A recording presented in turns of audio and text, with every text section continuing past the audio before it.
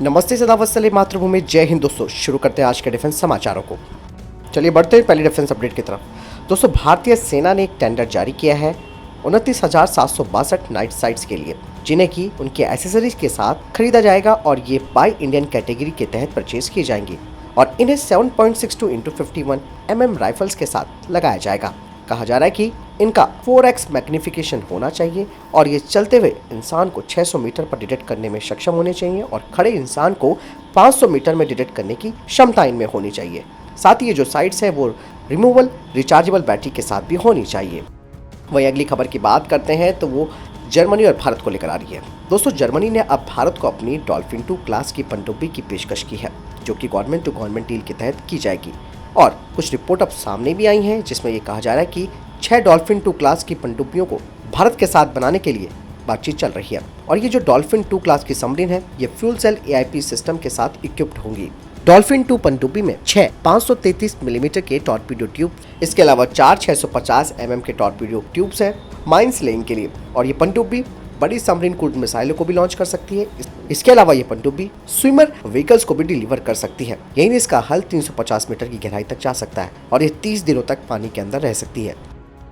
बढ़ते next update की तरफ। दोस्तों, पारस डिफेंस ने एक अटैक ड्रोन तैयार किया है जिसका नाम आर्चर है और ये एक फोल्डेबल और इजी टू कैरी ड्रोन है। इसका कुल वजन 25 किलोग्राम है और आर्चर 10 किलोग्राम के पेलोड को आसानी से ले जा सकता है और ये अपने साथ 8 इम्पैक्ट बेस्ड बॉम्ब्स ले जा सकता है। साथ ही ये पेलोड को मैनुअली और ऑटोनॉमसली छोड़ सकता है। इसकी रेंज 20 किलोमीटर है और इसका इंड्योरेंस टाइम है 40 मिनट का। बढ़ते नेक्स्ट अपडेट की तरफ। दोस्तों, इंडियन एयरफोर्स का Rafale combat aircraft multinational war game में हिस्सा लेने जा रहा है और इस मल्टीनेशनल वॉर गेम का नाम है ओरियन, जिसे कि फ्रांस होस्ट कर रहा है। दोस्तों, इस ओरियन एक्सरसाइज में कई नाटो के देश और दूसरे फ्रांस के सहयोगी शामिल होंगे और भारतीय वायुसेना का ये राफेल फाइटर जेट फ्रांस के लिए उड़ान भरेगा। आपको बता दें कि ये एक बड़ी मल्टीनेशनल एक्सरसाइज है जिसमें कि फ्रांस की जो सहयोगी देश है, खास करके अमेरिका और UK भी इसमें शामिल है। बढ़ते नेक्स्ट अपडेट की तरफ।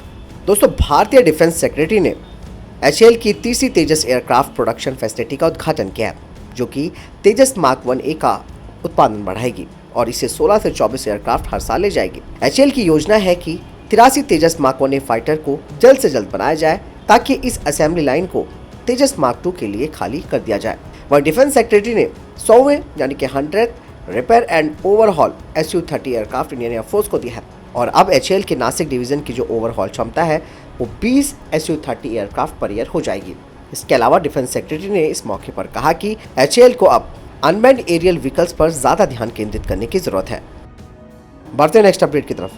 दोस्तों, चाइना श्रीलंका में अब अपना एक नया रडार बेस स्थापित करने की बात कर रहा है ताकि वो यहाँ से भारतीय नौसेना की जो एक्टिविटीज़ है उन्हें मॉनिटर कर सके। इसके साथ ही साथ वो भारत के जो स्ट्रैटेजिक एसेट्स हैं यानी कि रणनीतिक संपत्ति है उनका भी मूल्यांकन करना चाहता है। और यही नहीं दोस्तों, ऐसा भी कहा जा रहा है कि ये जो चाइना का नया रडार बेस जो श्रीलंका में होगा वो अमेरिकी मिलिट्री के मूवमेंट को भी ट्रैक करेगा और ये जो रडार बेस है वो श्रीलंका के जंगल वाले इलाके डोंडारा हेड में खोला जाएगा, जो कि कोलंबो से मात्र 155 किलोमीटर दूरी पर स्थित है। बढ़ते नेक्स्ट अपडेट की तरफ। दोस्तों, टाइम्स ऑफ इंडिया की एक रिपोर्ट में ये कहा जा रहा है कि तेजस मार्क 1A की जो डिलीवरी थी वो 2024 से होनी थी, लेकिन अब उसमें और डिले हो सकता है, जिसके पीछे का कारण ये है कि अभी इसके जो इक्विपमेंट्स हैं उनके एक्सटेंसिव फ्लाइट टेस्टिंग और सर्टिफिकेशन होना बाकी है, क्योंकि तेजस मार्क 1A में कई तरीके के परिवर्तन किए गए हैं जिसकी वजह से इसे प्रोडक्शन में आने में थोड़ी देरी हो सकती है। दरअसल दोस्तों, तेजस मार्क 1A प्रोटोटाइप ने जो मई 2022 में उड़ान भरी थी, जिसमें कि इसमें एडवांस सेंसर्स और एवियोनिक्स लगाए गए थे, खासकर कि ELM EL2052 ऐसा रडार भी इसमें शामिल है। लेकिन अब ऐसा लग रहा है कि HAL ने अभी तक इन नए सिस्टमों के साथ सभी सर्टिफिकेशन जो ट्रायल्स हैं वो पूरे नहीं किए हैं और वर्तमान में LCA की जो प्रोडक्शन लाइन है उस पर तेजस ट्रेनर्स का कब्जा भी है, जो कि ऑर्डर पर है। HAL को पहले 18 तेजस ट्रेनर की जरूरत है, लेकिन केवल एक FOC तेजस ट्रेनर ने अपनी पहली उड़ान पूरी की है, जबकि 17 और तेजस ट्रेनर्स को अभी रोल आउट और फिर इनकी पहली उड़ान भी की जानी है। बढ़ते नेक्स्ट अपडेट की तरफ। दोस्तों, ब्रह्मोस एरोस्पेस की CEO और MD अतुल राणे ने कहा था कि कम से कम 8 देश उनसे ब्रह्मोस मिसाइल खरीदने के लिए बातचीत कर रहे हैं, जिनमें कि south east Asia, middle east और इवन अफ्रीकी देश शामिल है।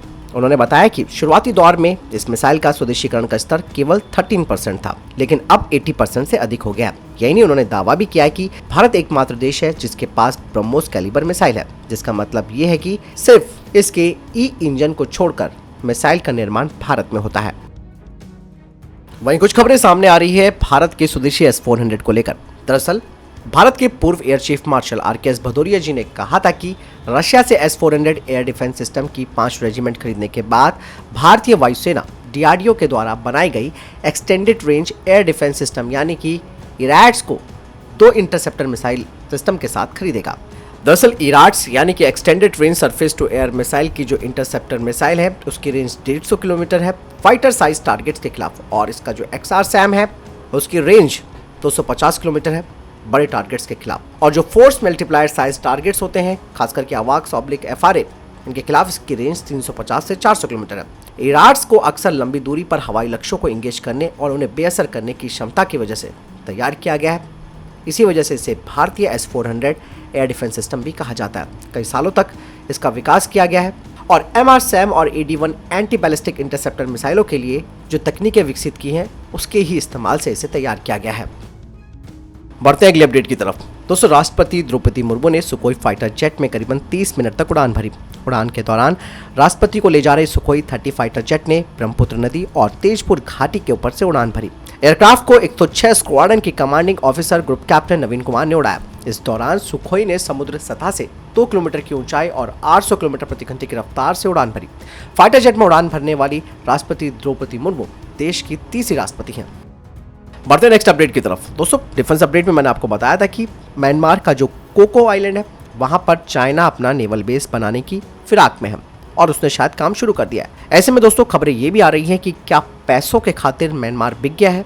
दोस्तों, कोको आइलैंड की इस खबर को लेकर कई सारी बात सामने आई थी जिसमें कहा जा रहा था कि चाइना के जो काम करने वाले मजदूर हैं वो यहाँ पर एक हवाई पट्टी का विस्तार कर रहे हैं और पश्चिम बंगाल की राजधानी कोलकाता से 1255 किलोमीटर दूर है ये कोको आइलैंड जहाँ पर दिन रात काम चल रहा है और चाइना इसी आइलैंड के थ्रू भारत की जासूसी का पूरा प्लान बना रहा है। लेकिन अभी हाल ही में भारत ने दोस्तों इसके बारे में कुछ सबूत म्यांमार के सामने पेश किए हैं, लेकिन पड़ोसी देश म्यांमार ने इन बातों से साफ तौर पर इनकार कर दिया है। उनका कहना है कि उनकी जमीन पर किसी दूसरे की सेना नहीं है। इसके अलावा म्यांमार की सेना सरकार ने कहा है कि यहाँ पर किसी भी तरीके की चीनी भागीदारी नहीं है। यानी कि दोस्तों म्यांमार ने साफ तौर पर मना कर दिया, लेकिन भारत फिर भी यहाँ पर टेंशन में। अब ऐसा कहा जा रहा है कि इस बुनियादी ढांचे से चीन नौसैनिक ठिकानों के कम्युनिकेशन और मिसाइलों के परीक्षण को ट्रैक कर सकता है और यहाँ पर जासूसी उपकरणों की तस्वीरें भी सामने आ रही थी। और सिचुएशन अब ये है कि चाइना यहाँ से इसरो के लॉन्च साइट श्रीहरिकोटा और DRDO के लॉन्च साइट चांदीपुर पर भी नजर रख सकता है। म्यांमार की तरफ से कहा गया है कि म्यांमार और भारत के बीच हमेशा कई स्तरों पर बातचीत होती है, लेकिन इस मुद्दे पर कोई विशेष चर्चा नहीं हुई है। भारत सरकार पहले से ही अच्छी तरीके से जानती है कि केवल म्यांमार के सुरक्षा बल वहां मौजूद है और वो अपने देश की रक्षा गतिविधियों का काम कर रहे हैं। वहीं इस मामले में विदेश मंत्रालय के प्रवक्ता अरिंदम बागची ने कहा कि भारत अपने हितों की रक्षा के लिए आवश्यक उपाय करेगा। यही नहीं, बागची ने बताया कि सरकार भारत की सुरक्षा को प्रभावित करने वाले सभी घटनाक्रमों पर लगातार नजर रख रही है। लेकिन दोस्तों यहाँ पर खबर ये आ रही है, कहा यह जा रहा है कि म्यांमार की सेना के जनरल आर्थिक रूप से बीजिंग पर निर्भर हो गए हैं, क्योंकि 2021 में तख्ता पलट के बाद अमेरिका और यूरोप ने कई सख्त प्रतिबंध इनके ऊपर लगा रखे हैं। ऐसे में हो भी सकता है कि पैसों के खातिर म्यांमार बिक गया। बढ़ते नेक्स्ट अपडेट की तरफ। दोस्तों, भारत सरकार ने laser interferometer gravitational wave observatory India की स्थापना के प्रस्ताव को मंजूरी दे दी है। इसके लिए 2600 करोड़ रुपए की लागत से लीगो इंडिया की स्थापना की जाएगी। परमाणु ऊर्जा विभाग ने इस बारे में कहा है कि ब्रह्मांड की बेहतर समझ और न्यूट्रॉन सितारों व ब्लैक होल्स जैसे खगोलीय अवधारणाओं के अध्ययन के लिए गुरुत्वाकर्षित तरंगों की महत्वपूर्ण भूमिका हो सकती है। इन तरंगों को तलाशने और उनके स्रोत का पता लगाने के लिए कम से कम 3 वेधशालाओं की जरूरत है। 2 पहले से ही अमेरिका में स्थापित है। ऐसी तीसरी वेधशाला यानी कि ऑब्जर्वेटरी भारत में बनाने के लिए भारत सरकार की मौजूदगी में मार्च 2016 में अमेरिका के साथ समझौता ज्ञापन पर भी हस्ताक्षर हुए थे और लीगो इंडिया का संचालन परमाणु ऊर्जा विभाग करेगा। इसका निर्माण और संचालन में इस विभाग की 3 संस्थाएं और यूजीसी की एक स्वायत्त बॉडी की हिस्सेदारी होगी। इस परियोजना के लिए महाराष्ट्र के हिंगोली जिले में 174 हेक्टेयर जमीन अधिकृत की जा चुकी है। परियोजना के लिए पर्यावरणीय मंजूरी भी मिल चुकी है।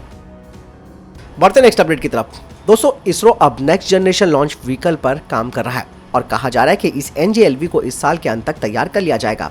NGLV 10 टन का पेलोड ले जाएगा जियो स्टेशनरी ट्रांसफर ऑर्बिट में और 20 टन का लो अर्थ ऑर्बिट में, जिससे कि लॉन्च कॉस्ट पर किलोग्राम $3000 से भी कम हो जाएगी। कहा जा रहा है कि इसरो इसके लिए इंडियन प्राइवेट सेक्टर कंपनीज के साथ बातचीत कर रहा है जो कि NGLV प्रोग्राम का हिस्सा होंगे। और ये जो प्राइवेट कंपनी है वो केवल सप्लाई चेन पार्टनर नहीं होगी बल्कि इन्वेस्टर भी होगी।